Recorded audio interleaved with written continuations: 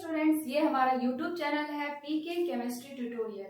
यहाँ पर हम लोग क्लास 12th की केमिस्ट्री पढ़ते हैं, जिसमें हम लोग फर्स्ट चैप्टर सॉलिड स्टेट पढ़ रहे हैं। ठीक है, लास्ट हम लोगों ने लेक्चर में पढ़ा था इलेक्ट्रिकल इफेक्ट ऑफ सॉलिड, जिसमें हम लोगों ने सेमीकंडक्टर के बारे में पढ़ा था, जिसमें हम लोगों ने N type P type semiconductor के बारे में जाना था। ठीक है, आज का हम लोग का ये लेक्चर लास्ट लेक्चर होगा, जिसमें हम लोग पढ़ेंगे मैग्नेटिक इफेक्ट ऑफ सॉलिड। ठीक है, ये हमारा लेक्चर नंबर 10 होगा, जिसमें हम लोग ये चैप्टर को एंड करने जा रहे हैं। इसके बाद हमारा एक और लेक्चर आएगा, जिसमें हम लोग कुछ क्वेश्चन प्रैक्टिस करेंगे इस चैप्टर के। ठीक है, खास करके एनसीईआरटी के वो सारे क्वेश्चन को उठाएंगे जो कि हमारे एग्जाम के लिए बहुत ज्यादा इंपॉर्टेंट है। ठीक है, तो हम लोग लेक्चर स्टार्ट करते हैं।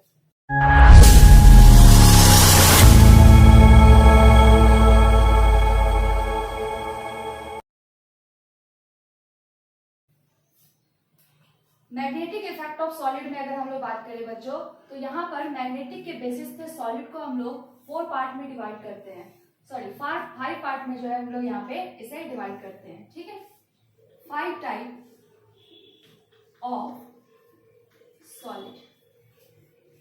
ठीक है, इसको टेबल के फॉर्म में हम लोग समझ लेते हैं। First one is diamagnetic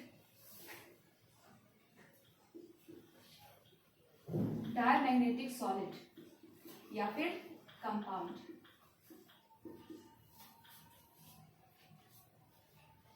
next one is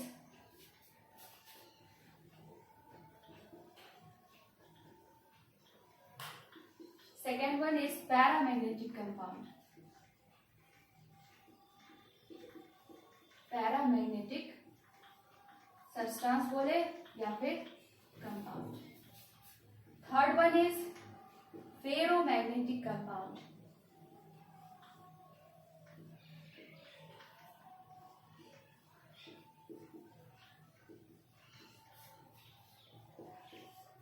fourth one is एंटीफेरो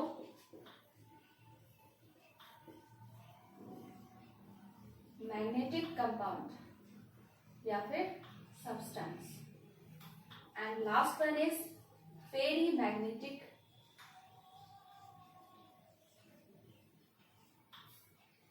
substance. ठीक है, ये हमारे 5 टाइप ऑफ सॉलिड है on the basis of magnetic effect.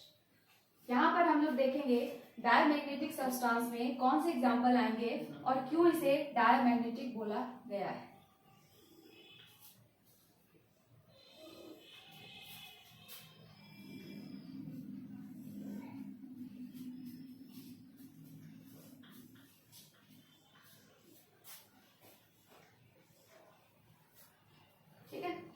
Firstly हम लोग अगर देखें यहाँ पर, तो डायमैग्नेटिक सब्सटेंस हम लोग उन सब्सटेंस को बोलते हैं जिसमें हमारे इलेक्ट्रॉन पेयर्ड हो।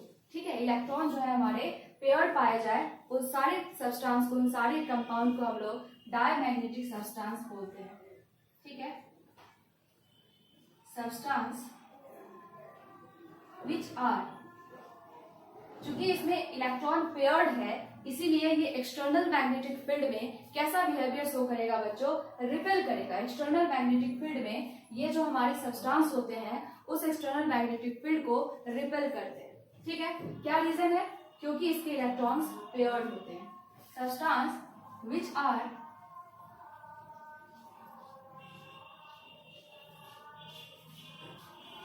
which repels external magnetic field,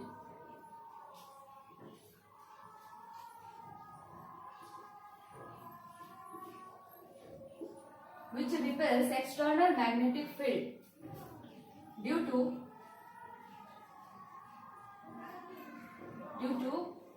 paired electrons are present in it, right? For example, diamagnetic में हमारा कौन सा एग्जांपल आ जाएगा बच्चों, जो भी हमारे क्रिस्टलाइन सॉलिड होते हैं,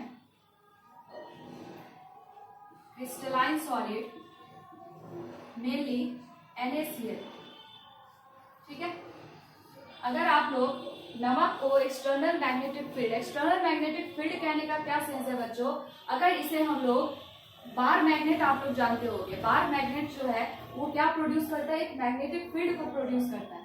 ठीक, उस मैग्नेटिक फील्ड में अगर हम लोग मान लेते हैं यहाँ पे हमारे पास बार मैग्नेट जो है रखा गया है, और इसके बीच में अगर हम लोग किसी डायमैग्नेटिक को रख देते हैं, डायमैग्नेटिक सब्सटेंस को अगर यहाँ पे हम लोग रखते हैं, तो क्या होगा बच्चों कि ये जो है हमारे जो एक्सटर्नल मैग्नेटिक फील्ड है इससे दूर भागेगा, है ना, रिपेल करेगा। क्यों करेगा? क्योंकि इसमें पेयर्ड इलेक्ट्रॉन्स रहता है। अगर हम लोग व्हाइट सॉल्ट जो कि हमारा नमक है NaCl, इसको अगर आप लोग एक्सटर्नल मैग्नेटिक फील्ड में डालोगे तो आप लोग इसको देखोगे, देख सकते हो कि ये जो है उस एक्सटर्नल मैग्नेटिक फील्ड से बिल्कुल भी अट्रैक्ट नहीं होगा, वो रिपेल होगा। ठीक है, जैसे आप लोग देखते हैं कि जो हमारे आयरन के नेल्स होते हैं, उस नेल्स को अगर हम लोग एक्सटर्नल मैग्नेटिक फील्ड में डालें तो बहुत स्ट्रांगली वो अट्रैक्ट होता है कि नहीं? तो वो हमारे अट्रैक्शन के फॉर्म में आ जाएंगे, तो वो हमारे फेरोमैग्नेटिक सब्सटेंस के कैटेगरी में आएगा। लेकिन यहाँ हम लोग डायमैग्नेटिक में क्या देख रहे हैं कि जो हमारा वैसा सब्सटेंस जो हमारे एक्सटर्नल मैग्नेटिक फील्ड में बिल्कुल भी अट्रैक्ट ना हो, रिपेल हो, उसे हम लोग क्या बोलते हैं? Diamagnetic substance. ठीक है, तो NaCl इसकी एग्जांपल है। Next one is water. ठीक है, वाटर भी हमारा क्या है बच्चों? Diamagnetic substance. ठीक है, तो ये दो हमारे बेस्ट एग्जांपल है जो कि डायमैग्नेटिक के कैटेगरी में बिलोंग करता है। ठीक है, पैरामैग्नेटिक सब्सटेंस के बारे में बात करें तो ये क्या है बच्चों? सब्सटेंस which are feebly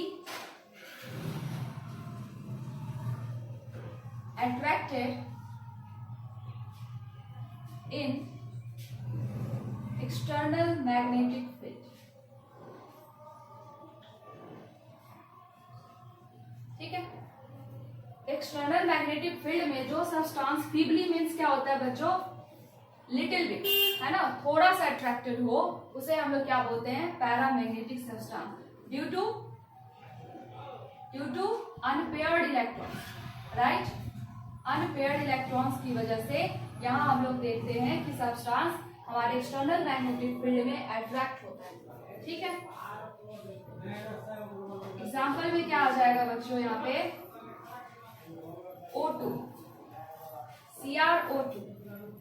ठीक है, ये हमारे एग्जाम्पल है CuO। ठीक है, ये हमारे कुछ एग्जाम्पल है पैरामैग्नेटिक के। ऑक्सीजन जो होता है बच्चों, ये हमारे पैरामैग्नेटिक नेचर का होता है। क्यों होता है? क्योंकि इन सारे में हमारे अनपेयर्ड इलेक्ट्रॉन्स पाए जाते हैं। ठीक है, अनपेयर्ड इलेक्ट्रॉन्स जो है इन सब में देखने को मिलता है, जिसके कारण ये पैरामैग्नेटिक सब्सटेंस के कैटेगरी में बिलोंग करता है। ठीक है, तो ये हो गए हमारे पैरामैग्नेटिक सब्सटेंस। फिर वो किसे बोलेंगे बच्चों?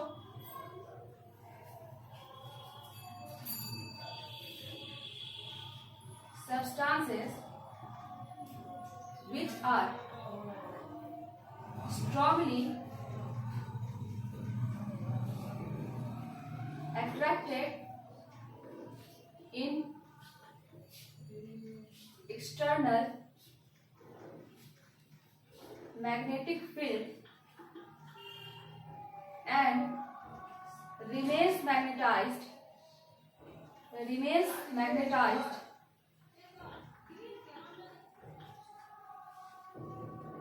when removal of magnet। ठीक है, remains magnetized for some time।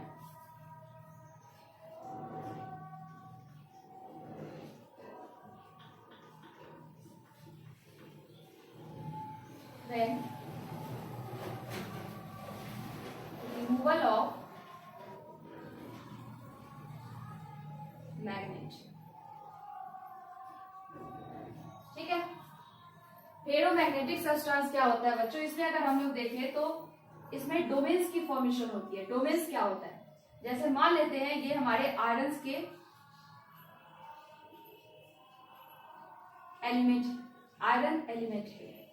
ठीक है, अब इसके अंदर हमारे आयरन के क्या होंगे बच्चों? एटम मौजूद होंगे।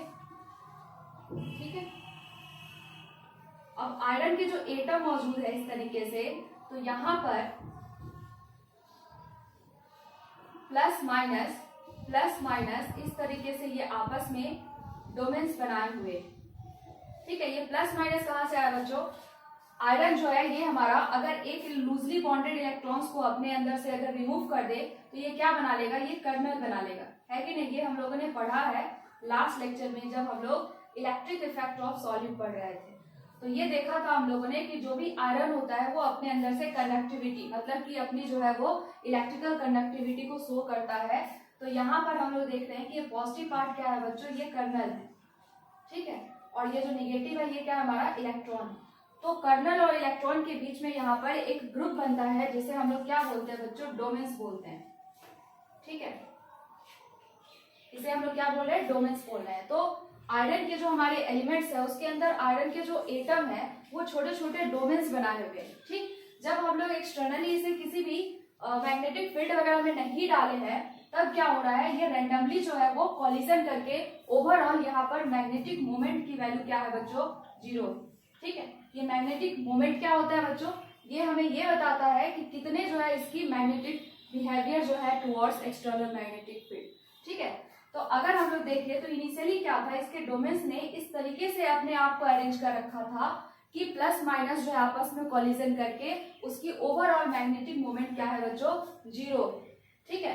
तो लेकिन अगर जब हम लोग इसको एक्सटर्नल मैग्नेटिक फील्ड में डालते हैं तो ये अपने आप को मैग्नेटिक फील्ड के अकॉर्डिंग अरेंज कर लेता है, ठीक। जब ये अपने आप को अरेंज करता है तो उस केस में हम लोग इसको देखते हैं कि ओवरऑल इसके पास मैग्नेटिक बिहेवियर जो है वो इंक्रीज हो जाती है, ठीक है। और जैसे ही हम लोग उस मैग्नेटिक जो बार मैग्नेट है हम लोग अगर उसको हटा दे तो क्या हो रहा है कि ये आयरन जो है उसके डोमेन्स चूंकि कुछ टाइम तक जो है अरेंज था इसीलिए वो कुछ टाइम तक अरेंज ही रह जाता है और इस बिहेवियर के कारण इसमें हम लोग को थोड़ी देर के लिए जो है वो मैग्नेटिक बिहेवियर देखने को मिलती है। आ रहा है समझ में? तो ये रही बातें हम लोगों को कि क्यों जो है फेरोमैग्नेटिक सब्सटेंस को एक्सटर्नल मैग्नेटिक फील्ड से हटाने के बावजूद भी थोड़ी देर तक वो मैग्नेटाइज्ड रहता है। क्यों होता है? क्योंकि उसके डोमेन्स की अरेंजमेंट की वजह से उसके डोमेन्स इस तरीके से अरेंज होते हैं कि एक्सटर्नल मैग्नेटिक फील्ड को हटाने के बावजूद भी वो थोड़ी देर तक के लिए मैग्नेटाइज्ड रहता है, ठीक है। तो ये रही बातें हम लोगों को फेरोमैग्नेटिक सब्सटेंस की। अच्छा, ये जो मैग्नेटिक मोमेंट है इसको अगर हम लोग निकाले, इसका एक फॉर्मूला है बच्चों, क्या होता है मैग्नेटिक मोमेंट? देखो, mu is equal to under root n into n+1, ठीक है। इसका यूनिट है bm, बोर मैग्नेट्रॉन। ये है हमारा स्ट्रेंथ निकालने का फॉर्मूला मैग्नेटिक मोमेंट का, ठीक है। ये म्यू को हम लोग क्या बोलते हैं बच्चों? मैग्नेटिक मोमेंट, ठीक है। where n is number of unpaired electrons, n is number of unpaired electrons, right, and bm is unit, इसे हम लोग बोलते हैं बोर मैग्नेट्रॉन, बोर मैग्नेट्रॉन, ठीक है। ये क्या है? Unit of magnetic moment, right. Magnetic moment निकालने के लिए ये छोटा सा फॉर्मूला हम लोग यूज करते हैं जिससे हम लोग मैग्नेटिक मोमेंट के स्ट्रेंथ निकाल पाते हैं कि कोई भी सब्सटेंस कितना जो है उसके अंदर मैग्नेटिक बिहेवियर है, ठीक है। तो यहाँ पर अगर हम लोग देखें तो यहाँ भी हम लोग इस फॉर्मूले से निकाल सकते हैं। इनिशियली क्या था? ये मैग्नेटिक मोमेंट 0 था, लेकिन जब इसको हम लोग एक्सटर्नल मैग्नेटिक फील्ड में डाल देते हैं बच्चों, मान लेते हैं ये बार मैग्नेट का नॉर्थ साइड है और ये साउथ साइड है, ठीक है। यहाँ पर अगर हम लोग बीच में आयरन को रख देते हैं तो इसकी जो है वो अरेंजमेंट कुछ इस तरीके से हो जाती है। नॉर्थ से जो है हमारे मैग्नेटिक फील्ड साउथ की तरफ जाता है कि नहीं? मैग्नेटिक फील्ड की डायरेक्शन क्या होती है? नॉर्थ से साउथ के साइड होती है। ये क्या है हमारा? Magnetic field. मैग्नेटिक फील्ड को हम लोग बी से डिनोट करते हैं। तो यहाँ देखो बच्चों, ये जो हमारे डोमेन्स है वो कैसे बनेंगे? पॉजिटिव से अगर निगेटिव के साइड जा रहा है तो यहाँ निगेटिव, यहाँ पॉजिटिव, यहाँ निगेटिव, यहाँ पॉजिटिव, इस तरीके से डोमेन्स अपने आप को अरेंज कर ले रहा है, ठीक है। जिसमें सबकी डायरेक्शन कहाँ है? इस डोमेन्स में अगर हम लोग देखें तो इसकी डायरेक्शन जो है वो लोअर साइड है, ठीक है। पॉजिटिव से निगेटिव, अंदर के साइड हम लोग को डोमेन्स की डायरेक्शन दिख रही है इस तरीके से, ठीक है। और जो हमारा मैग्नेटिक फील्ड है उसका डायरेक्शन अपर साइड है। तो यहाँ हम लोग क्या देख रहे हैं कि ये डोमेन्स जो है वो देखो पहले क्या था, रैंडमली इधर उधर बिखरा था, ठीक है।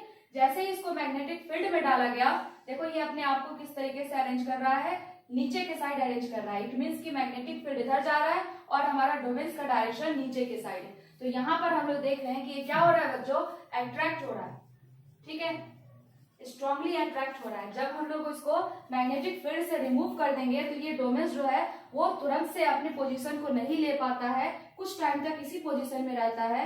यही रीजन है कि ये हमारे मैग्नेटिक बिहेवियर को शो करता है एक्सटर्नल मैग्नेट को हटाने के बाद भी, ठीक है। तो ये रही बातें फेरोमैग्नेटिक सब्सटेंस की। यहाँ पर अगर हम इसके एग्जाम्पल लिखे बच्चों,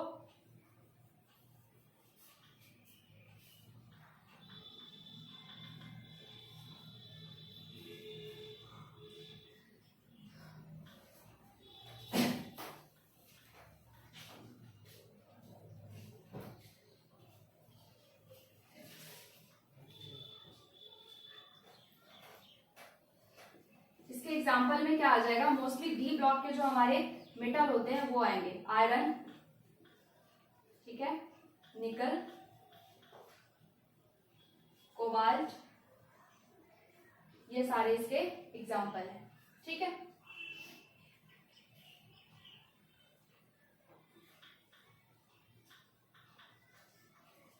ये इसके एग्जाम्पल हो गए हमारे फेरोमैग्नेटिक सब्सटेंस। उसी तरीके से अगर हम लोग एंटी फेरोमैग्नेटिक सब्सटेंस की बात करें बच्चों, तो इसमें भी डोमेन्स की ही जो है अरेंजमेंट है, लेकिन इसके डोमेन्स अपने आप को इस तरीके से अरेंज करता है कि एक्सटर्नल मैग्नेटिक फील्ड में उसके डोमेन्स आपस में कैंसिल आउट हो जाते हैं और ओवरऑल मैग्नेटिक मोमेंट हम लोगों को 0 मिलता है, ठीक है। इसीलिए इसका क्या नाम है, एंटी फेरोमैग्नेटिक। क्योंकि फेरो में क्या है कि ये स्ट्रांगली अट्रैक्ट हो रहा है और एंटी फेरो में क्या है कि बिल्कुल भी अट्रैक्ट नहीं होगा, ये भी रिपेल करेगा, लेकिन इसके रिपेल करने की रीजन अलग है और यहाँ डायमैग्नेटिक को रिपेल करने की रीजन अलग है। इसमें क्या रीजन है बच्चों, ये पेयर्ड इलेक्ट्रॉन्स की वजह से रिपेल कर रहा है और ये डोमेन्स की वजह से रिपेल कर रहा है, क्योंकि इसकी डोमेन्स की अरेंजमेंट जो है वो अपोजिट डायरेक्शन में अरेंज हो जाती है। इसीलिए हम लोग देखते हैं कि एंटी फेरो में हमारे जो ओवरऑल मैग्नेटिक मोमेंट 0 हो जाता है, ठीक है। तो यहाँ हम लोग क्या लिख सकते हैं, substance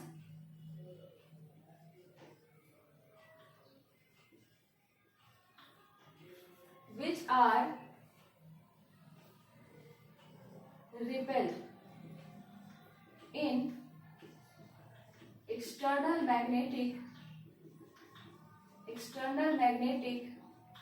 field due to anti-parallel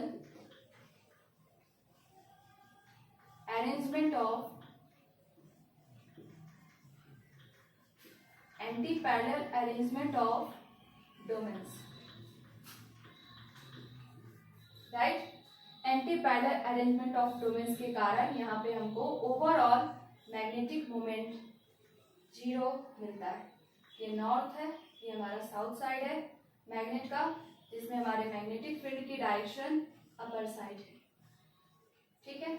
यहाँ हम लोगों ने सब्सटेंस रखा है जो कि एंटी फेरो है, तो इसमें अगर हम लोग देखें तो एक प्लस निगेटिव इधर प्लस इधर माइनस अपोजिट डायरेक्शन में इस तरीके से अपने आप को अरेंज करे हुए हैं। इसकी डायरेक्शन लोअर साइड, इसकी डायरेक्शन जो है वो अपर साइड। इसे हम लोग दूसरे पेन से बना ले, ज्यादा सही होगा।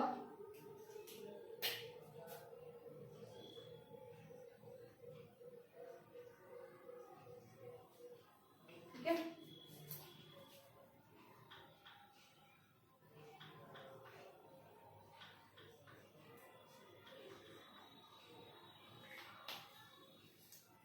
इसमें सेम डायरेक्शन है और इसमें अपोजिट डायरेक्शन है डोमेन्स की, ठीक है।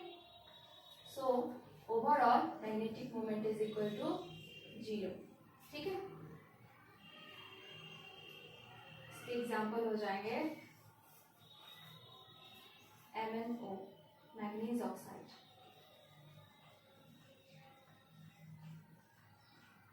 यहाँ हम लोग अगर देखें बच्चों तो इसके एग्जाम्पल बहुत रेयर है, क्योंकि एंटी फेरोमैग्नेटिक सब्सटेंस हमारे बहुत रेयरली पाए जाते हैं, ठीक है। तो ये हमारे डोमेन्स के अरेंजमेंट, जिसकी वजह से हमें नेट मैग्नेटिक मोमेंट 0 मिलता है, ठीक है। Last one is ferrimagnetic substance.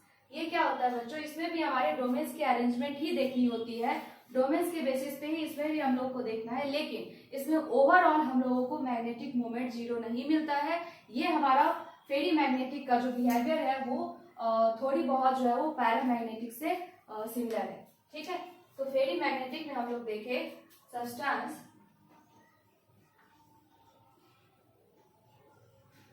which are feebly attracted in external magnetic field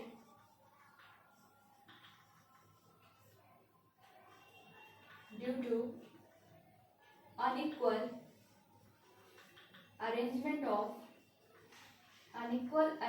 of domains, right? Net magnetic moment does not equal to 0.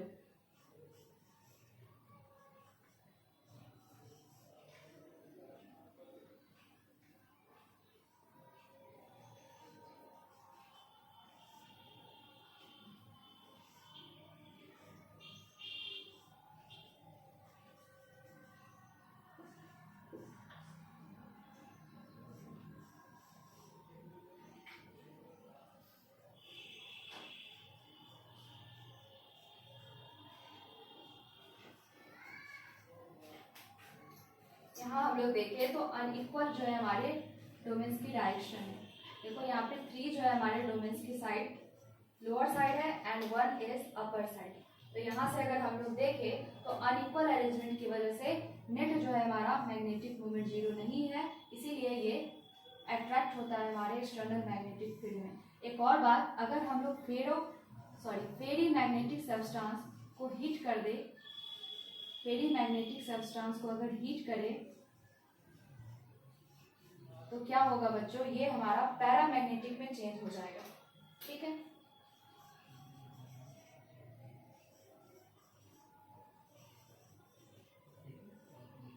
Paramagnetic substance में चेंज हो जाएगा, ठीक है। तो ये चीजें आप लोगों को याद रखनी है कि अगर फेरी से आप लोगों को पैरा बनाना है तो बस क्या करना है आपको, फेरी को हीट कर दो। सब हीट जो हमारा टेम्परेचर है उस पर अगर हम लोग इसको हीट करते हैं तो ये हमारा पैरामैग्नेटिक सब्सटेंस में चेंज हो जाता है। इसे ही हम लोग क्या बोलते हैं, फेरी मैग्नेटिक सब्सटेंस। इसके एग्जांपल की बात करें हम लोग बच्चों, तो यहाँ पर इसके एग्जांपल जो है हम लिख देते हैं, ठीक है। यहाँ पर इसके एग्जांपल, फेरी के एग्जांपल है फेराइट, ठीक है। फेराइट जो होता है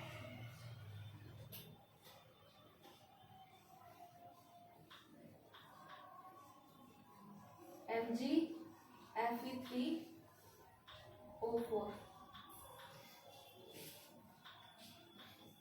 and ZnFe2O3, ठीक है। And next one is magnetite. एक एग्जांपल ये है और एक एग्जांपल है हमारा मैग्नेटाइट। इसकी एग्जांपल हो जाएगा Fe3O4, ठीक है। ये हमारे एग्जांपल है फेरी मैग्नेटिक सब्सटेंस। तो आप लोग जो है इसका स्क्रीनशॉट अच्छे से ले लें। आप इसके स्पेस कम होने के कारण मैं इसके एग्जांपल ऊपर लिख रही हूँ, इसको जो है आप लोग समझ लेना यहाँ से, ठीक है। और टेबल के फॉर्म में इसे आप लोग बनाओगे तो एक साथ आप लोग सबको रिवाइज कर सकते हो, ठीक है।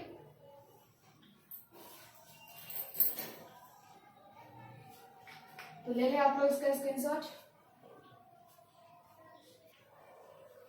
तो ये आप लोग स्क्रीनशॉट इसका ले चुके हैं। ये हमारा चैप्टर यहाँ पे फिनिश होता है। अब नेक्स्ट लेक्चर में हम लोग कुछ क्वेश्चन प्रैक्टिस कर लेंगे एनसीईआरटी की, ठीक है। इससे आप लोग का ये सारा टॉपिक क्लियर हो जाएगा। आई थिंक आप लोगों को ये लेक्चर अच्छे से समझ आया होगा। अगर आप लोगों को मेरा वीडियो अच्छा लगता है तो प्लीज आप लोग इसे लाइक करें, कमेंट करें और अपने फ्रेंड के साथ शेयर करें। Thanks for watching.